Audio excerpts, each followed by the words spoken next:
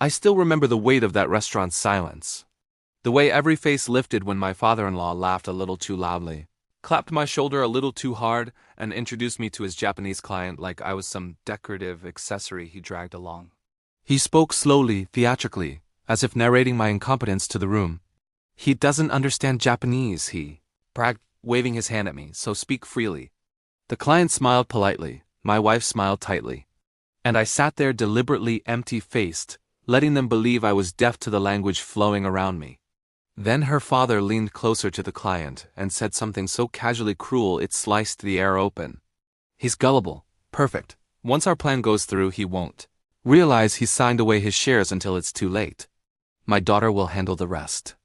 A soft laugh, a nod, a toast raised. I didn't move, didn't breathe, didn't blink, but something inside me froze, then sharpened. The humiliation burned, but the betrayal carved deeper, and that's where this story truly begins.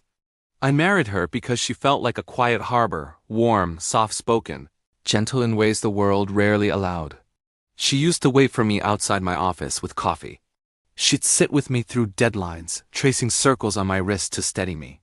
She said she admired my discipline, how I built my company from nothing. We built a life with small rituals, shared breakfasts, late-night movies, her head on my chest while we talked about futures that felt bright. Her father always seemed distant, but I chalked it up to pride. The man built an empire. Maybe he didn't know how to show affection. Back then, I thought I had married into a family that tolerated me, maybe would come to respect me. It's almost funny in retrospect how soft the lighting was before the shadows stretched. It began subtly, a shift in her gaze, a door she'd closed before. Answering calls, whispers between her and her father that stopped whenever I entered the room. Documents on her laptop disappearing when I walked by. Her phone suddenly locked with a code she refused to share, though she'd never cared before. She started coming home late, smelling of boardrooms and arguments she claimed were about work stress. But she flinched whenever I asked questions. A small, brittle recoil. I didn't accuse her. I observed quietly, methodically. I watched her father suddenly take an interest in my company, asking for details. Just curiosity, he'd insist. I noticed my wife's sudden knowledge of my shareholders' temperaments. The way she asked about corporate bylaws, like she was rehearsing a role. Little fractures, hairline cracks, whispers building a shape I refused to name until the dinner confirmed it. After the restaurant, I didn't confront them. I went silent. An internal hush so complete it terrified me.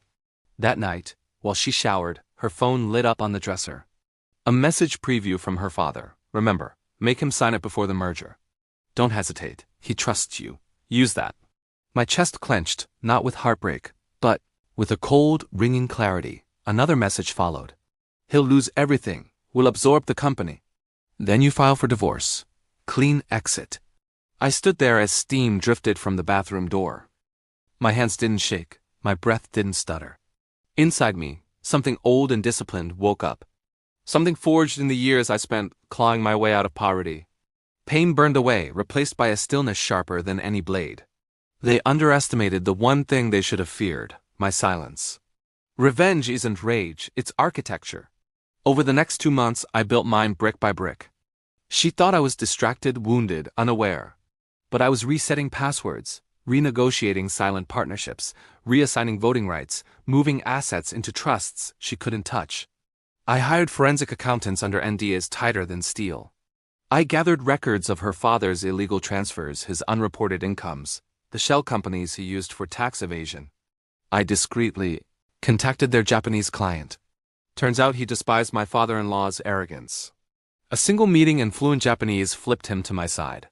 While my wife tried to study me, practice softness she no longer possessed, I secured evidence of her involvement in the planned corporate theft.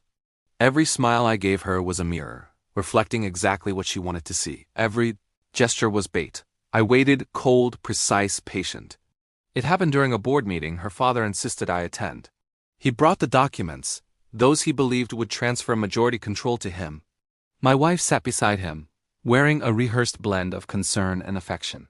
He slid the papers to me. "Just a formality," he said. I looked at my wife. She smiled softly like she pied me. Then I pushed the folder back. "You should read the revised version," I said calmly.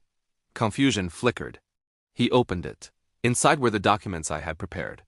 Papers initiating a government investigation into his financial crimes, complete with evidence, timestamps, and recorded messages, including the ones he sent to my wife. Her blood drained from her face. I spoke in fluent, crisp Japanese to the client across the table. "Thank you for your cooperation." Gasps. Silence. Her father's jaw fell open, disbelief warping into panic. Security entered, escorted by government officers waiting in the hallway. My wife whispered, "You knew?" I listened, I replied. She reached for me, desperate. I stepped back. Everything they built on deception collapsed around them. Silent surgical implosion, and I walked out without looking back. The divorce was swift. She left the courtroom trembling. Her father faced charges that would stain his legacy forever. I reclaimed my company, my peace, my name. Some nights I sit on the balcony with the same brand of Japanese whiskey they once mocked me for ordering. I pour a single glass not to remember them, but to honor the moment I stopped being their prey. I take one slow sip, look at the city below, and allow myself a thin, quiet smile. Betrayal taught me one truth: silence is not weakness. It's the perfect weapon.